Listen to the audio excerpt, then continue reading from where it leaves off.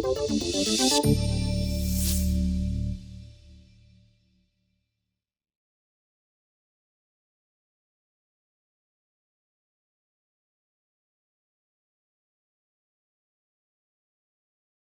everyone, my name is Glenn and welcome to Documentation is UX. If you have difficulty understanding me or you want me to repeat something, feel free, I won't be offended. I'm happy to take questions today, although I will have trouble seeing you because I can't see very far with my glasses on. So if I don't answer straight away, it's because you're a blob and I can't see very well. So this talk is called Documentation is UX, and much like my daughter in this picture here, I hold this opinion very loudly as well. We all probably know what documentation is, but what is UX? What is user experience? So of course we search Wikipedia and we find the following reference. According to the Nielsen-Norman Group, user experience includes all of the aspects of the interactions between the end user with the company, its services, and its products. Which is okay. There's the very comprehensive definition of ISO 9241, which defines the user experience as a user's perceptions and responses that result from the use and or anticipated use of a system, product, or service. According to the ISO definition, user experience includes all of the user's emotions, beliefs, preferences, perceptions, physical and psychological responses, behaviors and accomplishments that occur before, after, and during use. This list also lists 3 factors which influence user experience, which is the user, the system, and the context of use. That's a big list of stuff. Emotions, beliefs, preferences, perceptions, before, during, and after use. I mean, it makes sense. A user's perception of a thing will affect their experience when they use it. So if you're told that an app has a bad UX and you use it for the first time, you're going to assume that it has a bad UX. But importantly, there is no mention of a user interface in that definition. Because while the user interface is an important part of the experience, it is not the only part of the experience. So no matter whether an application is a mobile app or a website or a CLI tool, the principles of UX design still broadly apply. So let's look at some basic UX patterns in graphical user interfaces. This is a screenshot of a well-known and possibly local retail company. It's pretty busy with lots of things to look at, but have a look at the top left there. What are those 3 horizontal lines for? And this is the audience participation part. Hamburgers, what do they do? More menus. It's a menu. Very good, it opens up a menu. This is the PowerShell 7.3 documentation site, and again in the top left, there's this small v. What does that do? More menus. Yep, excellent. You're doing well. So we can expand the box for more information. There was also some blue text, which may be a little bit difficult to see there. Why is it different? How could I find out more information about that blue highlighted text? It's a link, that's right. So you can hover over it, click it, things like that. So what about mobile or cell phones? How would I remove the themes icon and get rid of it from the home screen? Hold down, wait till it does something, then delete. Bingo. Sure. Yeah. Yes, you can tap and hold and then move it to the remove icon when it shows up. So you can see in a graphical user interface, there are many ways to convey information and guide the user through the experience. So we can use icons or pictograms to give obvious hints. We can also use color to direct focus. Another great example is graying out disabled buttons. Now, I personally find the UX of tap and hold, just like this gentleman here, bad, because it's really hard to discover. Once you know it's there, it's fine, but that first time is really frustrating. So what about CLI applications or command line interfaces? So let's imagine I've got this new CLI app. It's so amazing, I immediately download it and install it using Chocolatey. Can anyone tell me how I'd actually use this new CLI at all? Yeah, exactly. Discoverability in CLIs is really different and a lot harder than in GUIs. It even has a name, which is the blinking cursor problem. So I'll be a little bit fairer. My new application is called Pineapple on Pizza. How can I get more information about pineapple on pizza? Help. That's one way. Just run it. Question. That's another way. That's another way. Yeah. Enter. Yeah, there is like a whole host of ways of getting help about individual applications. There's no standard. When I was at Puppet, there's an actual issue where to get help, it's Puppet help, help, help, help. That's a real thing, which is crazy. It's getting help about the help, about the help, about the help. So there's competing standards of verb nouns and noun verb. So here's an example of the Kubernetes CLI app, kubectl pod example pod 1. So this resembles English, basically. Get the pod called example pod 1. Whereas Docker uses noun verb. So it's Docker plugin create. If it was verb noun, it would actually be Docker create plugin. Unless, of course, you want to start a container, in which case it is verb noun. Or if you'd like to get more information, in which case it's using Unixisms like PS and top. Or if you want to remove an image and it's using an abbreviation instead. To be clear, Docker isn't the only CLI app out there that uses different language standards and metaphors poorly. And it makes you context switch in your brain depending on the task you want to achieve, which leads to a more frustrating user experience. So we've all been there trying different combinations. This is this, no. This is this, no. This is this, no. So a quick aside here, metaphors are a very important tool in user experience. Eric Sorensen did a great talk called Mixing Metaphors for Fun and Profit. And he talks about some of the research into how we interpret and use metaphors in our day-to-day life, and particularly in the IT space. He defines metaphors as a consequence of our brains reaching for metaphors to come to grips with the world around us. We gain partial understanding of experiences, and which parts we grasp versus which parts we elude us are determined by the metaphors that we use. So we use metaphors to fill gaps in our understanding when trying to convey ideas. But in true Eric style, he uses metaphors to describe metaphors. Did you even notice them? No. Metaphors are just so ingrained into us that we don't even see or hear them, and this will be important later on in the talk. So all of this UX stuff is nice to know, but I haven't shown you any documentation yet. So the question then is how does documentation fit into UX? Let's work through some scenarios. Imagine you've got this new gadget, could be a new laptop, piece of software, new chair, coffee grinder, take your pick. You've got this new thing, you want to wrap it, take all the plastic off, and then you realize you have no idea how to use this thing. So you reach for the documentation. So that documentation is meant to guide you through the first use of that product, from unwrapping and building or assembling. So here's two examples of that. You bought a new bookcase from IKEA. You get given it in flat pack formats which you have to assemble. And that assembly manual, the documentation, is part of the experience of using that bookcase.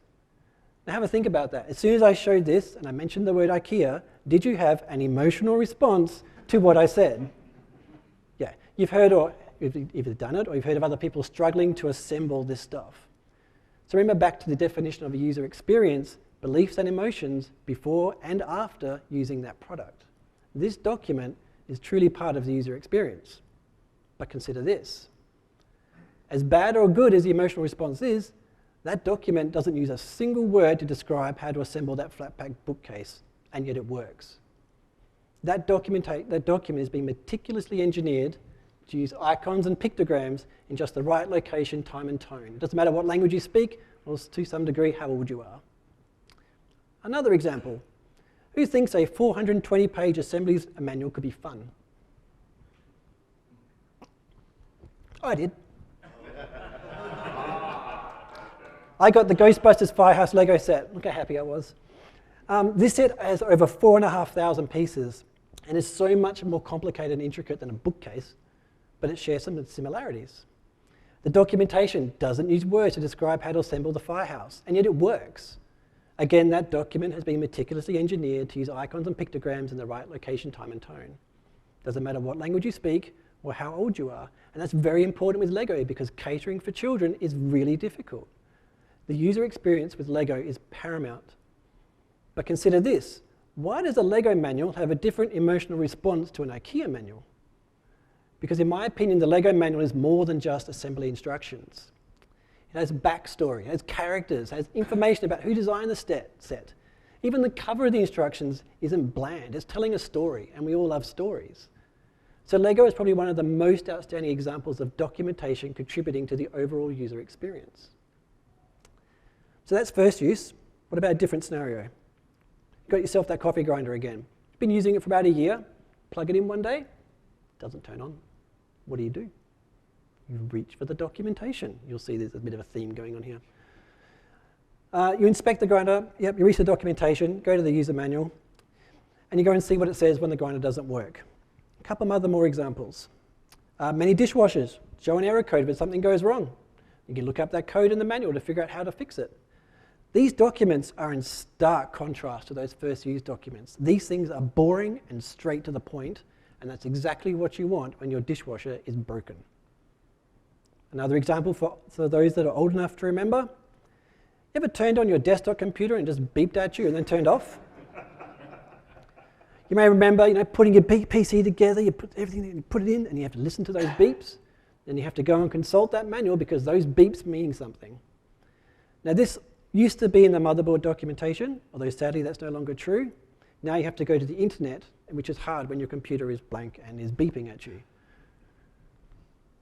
So user manuals are an important part of the user experience because eventually something will go wrong and people will need to figure out how to diagnose what went wrong and fix it. Because if you don't, you'll just get the thing, you'll just chuck it in the garbage.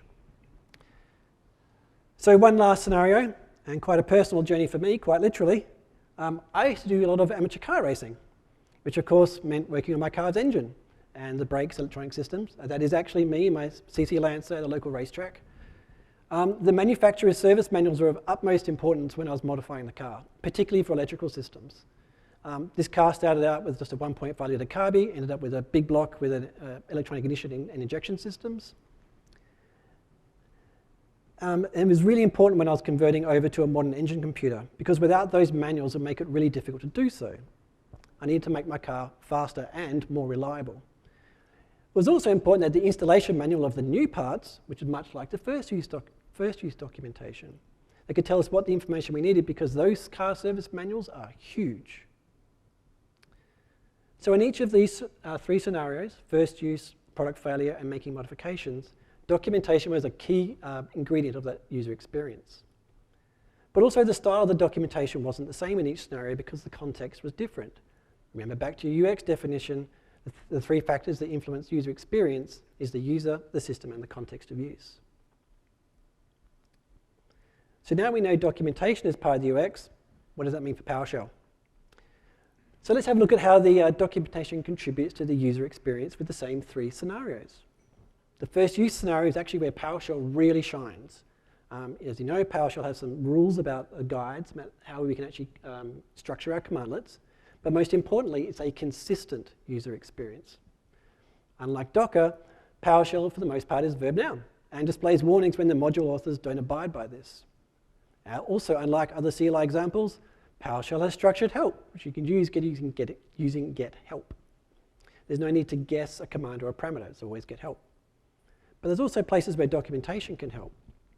When you're searching for the PowerShell module, the PowerShell gallery shows helpful descriptions of modules which could be interesting in using.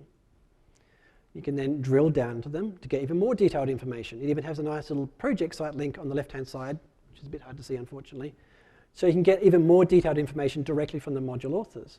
So just like here for the DBA Tools website. And all of that information in the PowerShell gallery is driven by the PowerShell documentation and module systems. So what about failures then? Well, get help may be the first thing they do. Another thing is, another example is actually in the unapproved warning that we saw before. This warning doesn't just say, you had a bad verb, good luck. The warning, it shows it is actionable. There's something you can do with it. Firstly, it tells you how to find the commands that were unapproved by importing again with the verbose parameter. And it tells you where to find the list of approved verbs. And the approved verbs documentation is really, really good. I had that bookmarked for years. And actionable warnings are what you want when you're trying to fix something. So what about when you want to modify a PowerShell module? Well, PowerShell itself doesn't really help here, unfortunately. It can certainly give you tips or clues where you can go to get more information. Typically, this would be from the project site link for the module on the gallery. This could take you to the source of the module or a website where it tells you where the source is. For example, here's the README for the DBA Tools again, which then takes you to their website, which has a link to the contributing guide for the DBA Tools module. It's not all roses though. It is still possible to create a bad or a frustrating user experience through this documentation. Like having a command with so many parameters and parameter sets, it takes forever to scroll through these things. Or my personal pet peeve is where the help is so obvious, it's useless. Here the help for the mode parameter is, it's a mode. like, yep. The other parameters have lovely text descriptions. Why not the mode? So clearly documentation is part of the product's user experience, be that first use, failure, or trying to modify it. And so some brief examples of how that applies to PowerShell, which is nice, but nothing I've told you yet actually helps you create better docs. I can't just find bad examples and say, don't do that. So there should be a process or some guidelines that we can use to create documentation that doesn't suck. And fortunately, there is. Now, you may have noticed that there isn't the word documentarian or technical writer in my job title. I am a senior software engineer. So how does that make me qualified to speak about writing documentation? And it doesn't. There are probably much more qualified tech writers at this conference. In fact, is Sean? Or Sean isn't here. He said he was. I know there are much better and more prolific content producers out here as well. I am an average text docs writer. I've had the privilege of working with some phenomenal writers, and they showed me how much I don't know about writing in the nicest possible way. But to be honest, this is not the point of my talk. The point of my talk is about you as a PowerShell script writer. How can I make your scripts better by treating the documentation as part of the overall experience? So let's take a look at an existing PowerShell module and work through the documentation process. This is the Platypus module by the PowerShell team, and it's designed to generate PowerShell external help files from Markdown, licensed with MIT, it's open source with a GitHub repo. It has some existing documentation, but I think we can review it and see if we can make some improvements. Now, why did I choose this module? Honestly, I thought it'd be fun to document the documentation module. And it's named after a platypus, so of course I have to pick it because there are no kangaroo or koala modules on the gallery. So where do we start this process? We start at the beginning and ask some basic questions. The first thing we need to ask is, what do people want to achieve from our documentation and who should be reading it? These are the important questions to think about because there's no point writing something that no one will read. And the goals people want to achieve don't have to be specific. In fact, they can be very broad, like, I would like to know if I can even use the Platypus module on my computer. In fact, at this stage of the documentation process, it is best to think more broadly. At the same time, you'll be considering who are the kind of people that would like to read your documentation. Are they first-time PowerShell users? Are they fully experienced code ninjas? If you're writing for an internal module for work, are the people reading your documentation in your team? Are they in another IT team? Is it like audit or HR, which are not IT people? And just like the what question, it's best to keep this group quite broad. You can then put your answers and put them into a basic table like this. And hopefully you can read the bottom line, because I had trouble reading the back when I was at the back there. So this is the list of tasks and people that I thought the Platypus module would need. So on the left is what the people want to achieve. On the right is who would like to achieve this goal. So some of the tasks are figure out if they can use the module on their computer, learn something general about the module, perform a specific task with the module, find out why an error happened, or submit a bug report. And I found 3 groups of users that will be reading the documentation. So we have first-time users, so these people have never used Platypus before. We have returning inexperienced users. These people have just started using Platypus. And then we have experienced PowerShell users. So these are people that are very used to using PowerShell, but that may or may not have used Platypus before. And the table assigns the different types of users to different tasks. So now we can say that a returning inexperienced user will want to read documentation when trying to find out when an error happened. Some important things to remember about this table. It is not the list of every single task someone would ever want to achieve. Nor does it list every single type of person that will ever use your module for the rest of time. This table is not set in stone. It can change, and that is all right. This table is just a guide that you can help to focus your attention, so when you're writing documentation, it has the best chance of being useful for someone else. I mean, later on, you may discover another group of important people. You can add them to the table, that's fine. Or you may find that one of those tasks isn't really important at all. Get rid of it, that's fine. This table also means you can show other people and get their opinion. You can get other points of view, which is actually really useful when you're writing documentation. But now you have this table, what's next? Well, if you want to, you can take it further with some other UX techniques like user stories, personas, and user journeys. So these techniques probably aren't required for most projects, but they're still kind of useful things to know about. So user stories are a nice way to rephrase items in the table and focus on why they want to achieve a task. You've probably seen these before in a common format. As a user, I want to perform a task so that I can achieve a goal. So here I've taken the can they use the module task from the table and converted it to a user story. In this example, notice that they would like to quickly find the module requirements. So making that document easily searchable is going to be important for that document. User personas is a technique to make the who list more detailed. It's like where you make up a character, giving them a real personality, which you can then use to dive into what the person wants to achieve. For example, we have Harper and Riley here, who both work at a bank. One's in IT support, one's in the QA department. And because we know more about them, we can cater our documentation for their specific needs. For example, Riley's on a laptop, so we need to make sure that documentation is readable on smaller screens. And lastly, user journeys are probably the most advanced technique for documentation planning, and I don't think most people will use them, but it's still an interesting technique to have in the back of your head. So the Nielsen-Norman group describes them as, in its most basic form, journey mapping starts by compiling a series of user actions into a timeline. Next, the timeline is fleshed out with user thoughts and emotions to create a narrative, and then the narrative is condensed down and polished, ultimately leading to a visualization. So we can track how the user is feeling as they progress reading through our documentation. So we can take one of our tasks in our table and we can plot that. So let's say the task for when they're trying to find out when an error happened. So initially, the person will be frustrated. They search our documentation. They find an article that kind of describes the error and the ways to fix it. They try it. It doesn't work. The user is more frustrated. They search again. They find a different document, which fixes it, and now they're happy. This is a gross simplification of the process, but the idea is you can then look for opportunities in the journey to fix frustrations and remove entire steps to get people happier sooner. But even without those advanced techniques, we still have the table as a guide. We know who our users will be and what they want to achieve, so it's time to start writing and figure out what type of documentation we need to write. And that's right, folks. Unlike an immortal Highlander, there can indeed be more than one type of documentation. Remember back to the Lego assembly manual books and the service manuals? Those documents are indeed different types.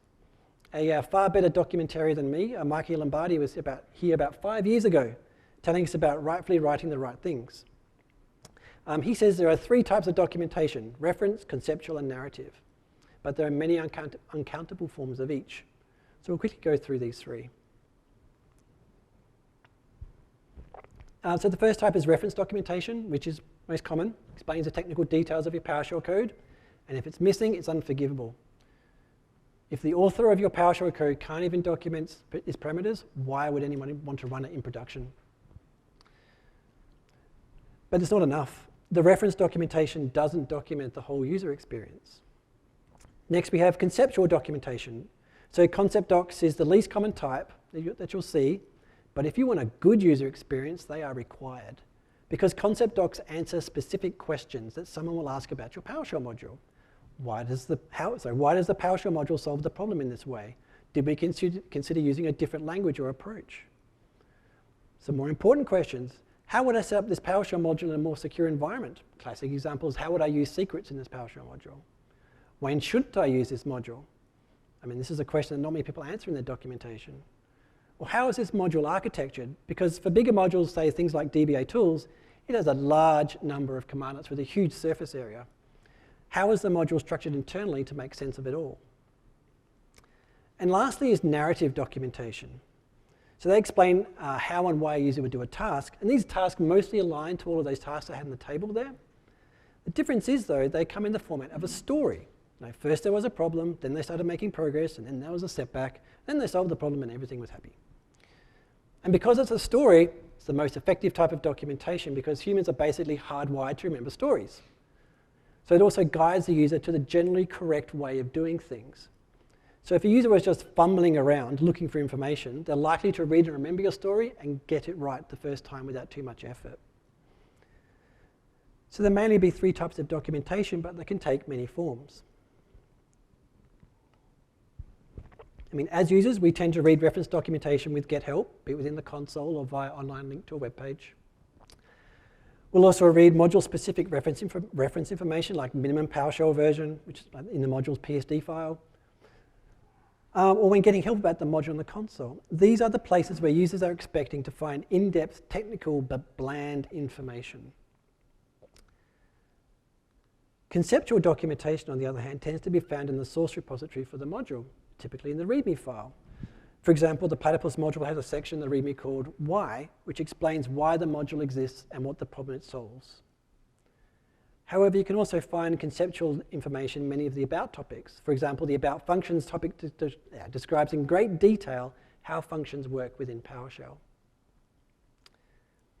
Narrative documentation tends to be found in the module's README. Good examples are the Getting Start guides or quick starts. The PowerShell gallery may have some as well. But the bulk of narrative documentation tends to be on external sites. It could be blogs about using a module, or videos, or even conference talks like this. So those are Mikey's 3 types of documentations. There is also a really good book, which I'm going to show you in a second. Docs for Developers. I've got my copy up here if you want to have a look at it a bit later.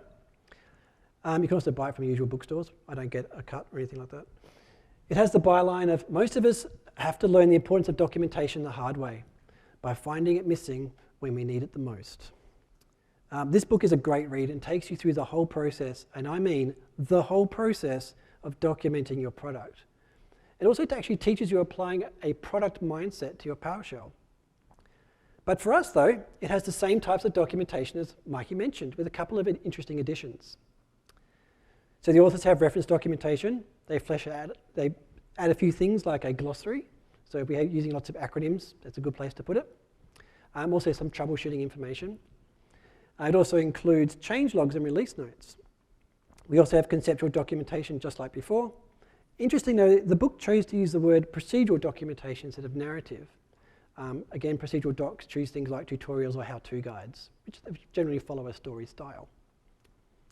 But the getting started documents are a bit different, and I can understand why.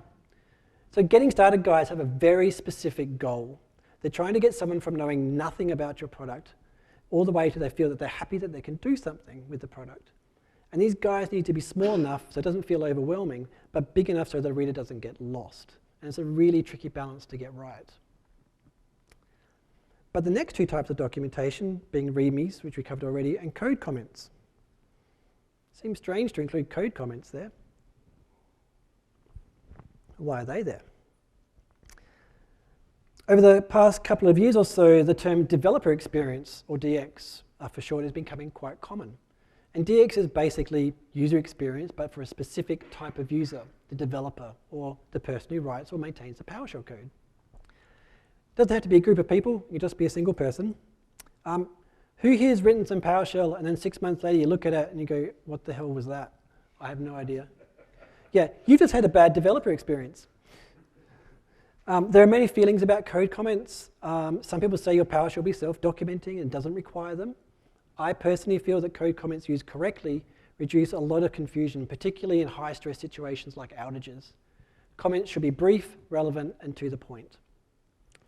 Other examples of developer experience are variable and function names. Remember I talked about metaphors. Using mixed metaphors in your names makes it harder for people to understand what you're trying to achieve. Using the correct metaphor means people understand your PowerShell sometimes without even thinking about it. So now we know about DX. We need to update our documentation table and add in a missing task. We'll put it down the bottom. Apologies down the back, you may not be able to see that last line, but trust me, I did actually add something. One of the most common complaints I get from new contributors is, how do I run tests? So I added that task down the bottom. So remember I said this table is not set in stone, we can add stuff and it's okay. So now we have a better list, we know about the 3 types of documentation, now we can actually start writing. You stare into the blank paper, or whatever you're using, nothing comes to you. Firstly, try not to get frustrated here. Writing doesn't come easy for some, especially not me. This is why we have this table of tasks and groups of people, to help us think outside of our own head. And secondly, there are many places we can draw on to get information that we can write about. Chat like Slack or Discord or IRC if you're old school, or whatever your internal chat service is at work, can be a really good source of information. People ask a question in there and then the hive mind eventually comes back with an answer. Could be instant, could be days. Point is though, what if instead of asking other people, they could just like read the docs? That'd be great. Email, much like chat, is where a lot of information is traded, but it's typically more one-to-one. So a good gauge of whether something should be documented is, have I ever needed to explain this thing more than twice? So more than once, sorry. If the PowerShell module that you're documenting is for private use, like something your team uses at work, internal knowledge bases, like wikis, Confluence, and SharePoint, Google Groups, can be an absolute treasure trove of information, although I do jokingly call Confluence the place where wisdom goes to die, because it's really hard to find. But that doesn't mean your PowerShell documentation can't cross-reference it. Why write new documentation if it's already out there? If the PowerShell module you're trying to document is for public use, forums like Stack Overflow got a heap of information, it's actually searchable. You can take some of it and use it when you're crafting your documentation. It's also a good validation tool to see what people actually need to know about that. Issue trackers like Jira, ServiceNow, GitHub issues contain information on users' pain points, but more importantly, how it was solved. It's also, and again, another good validation tool to ensure what you're writing about is things that people want to know. Then there are meta documents, which are documents that describe your documents. There are things like commit logs and change logs, because you are using change control for your PowerShell, aren't you? Or PowerShell tests, because you are testing your PowerShell, aren't you?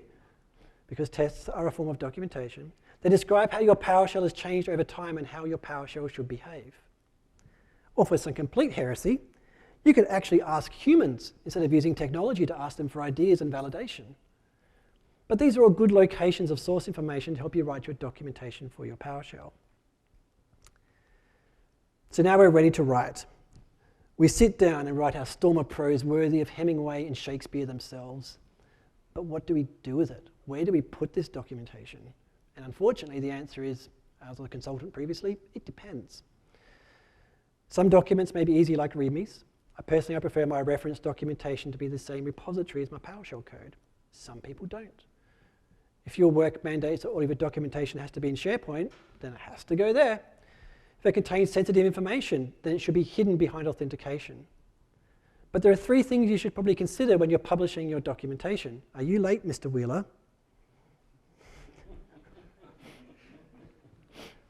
Documents need to be findable, readable, and changeable. If you can't find the document, then no one's going to read it.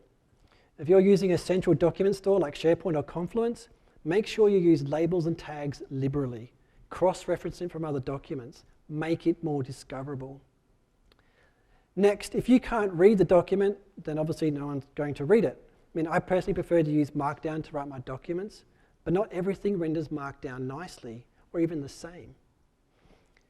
If your documentation is on the public internet, try reading it on a large screen and a small phone screen, because can both users actually read that same document? But you may also consider creating the document in different formats, like PDF or HTML, to make it easier for people to read, although doing that usually isn't required. And lastly, and I feel the most forgotten part, is your documents should be changeable. Information changes, people change, concepts change, and so too should your documentation. There should be a process for people to submit and track changes to your documentation over time. This is why I personally prefer to use the Markdown and Git workflow wherever I can. So now we know we need to write the documentation, idea where to put it.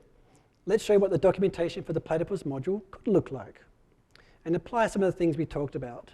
Unfortunately, I can't do a live demo because of conference internet, it's not great.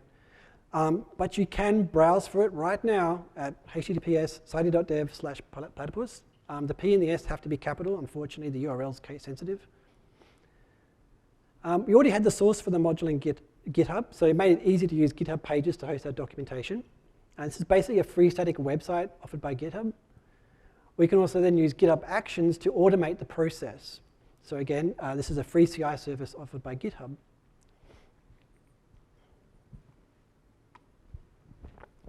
Okay, so now we know how we'll publish the content. How do we generate it in the first place? Well, it turns out the nice people at Microsoft have a documentarian module in development, which includes a theme for the popular Hugo website generator called DoxyPosh. So we can use the same generator and theme that Microsoft is developing with our PowerShell code. So much like our software pipeline, we can stitch all of these tools together and create a documentation pipeline. And after less than a day's effort, I ended up with this.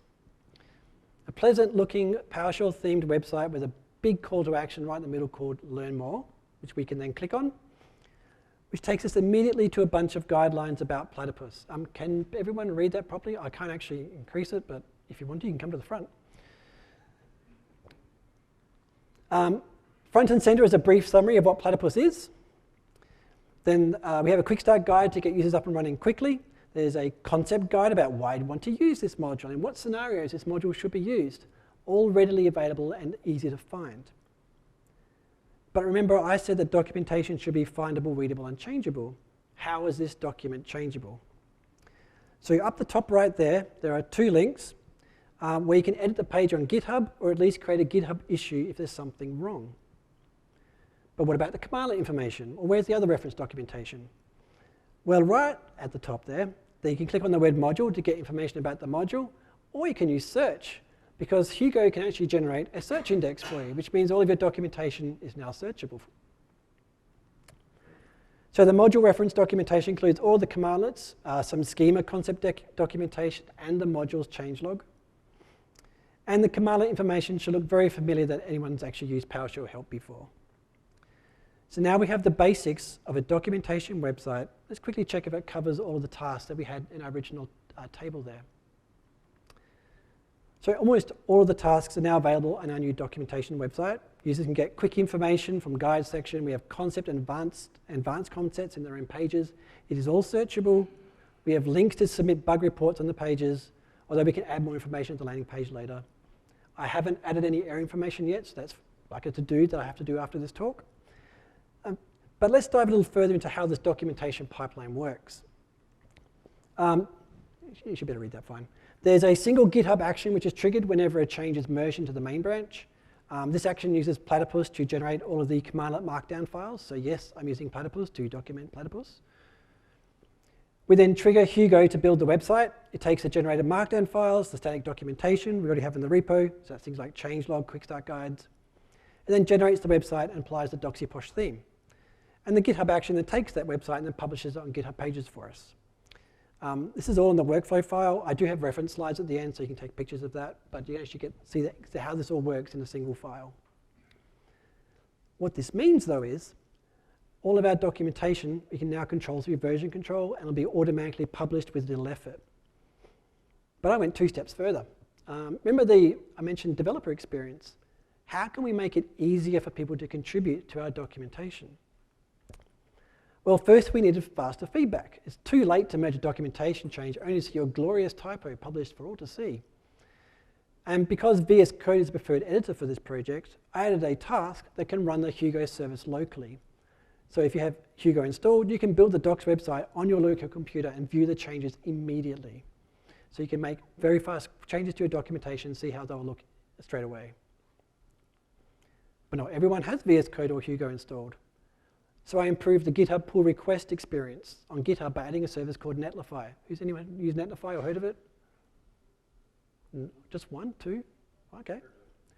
So Netlify has a huge list of features, and the one that I was interested in was preview builds. So this feature will generate a preview of the documentation website whenever a GitHub pull request is created.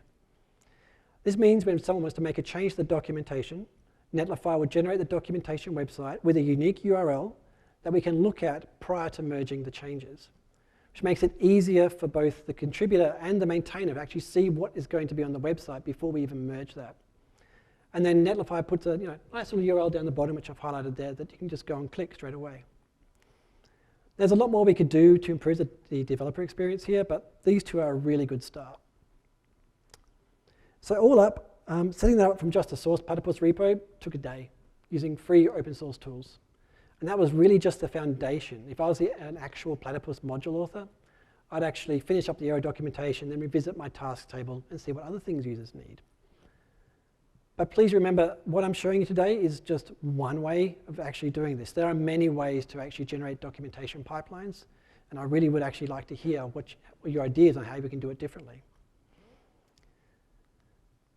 So wrapping up, documentation plays an important part of both the user and the developer experience of your PowerShell. Sure, you can live without it, but it has the power to take your PowerShell code and modules to the next level to make it an enjoyable experience to use your PowerShell module, not something that your users have to tolerate. And even though writing documentation may not come naturally, there are processes and resources out there which I've gone through today which will hopefully help you on your documentation journey. Now, I don't expect any of you to become documentarians overnight or even at all, but I'm excited to see what documentation you create next, possibly tomorrow at 2 p.m. and Thursday with a Dockathon. Hint, hint. Thank you very much.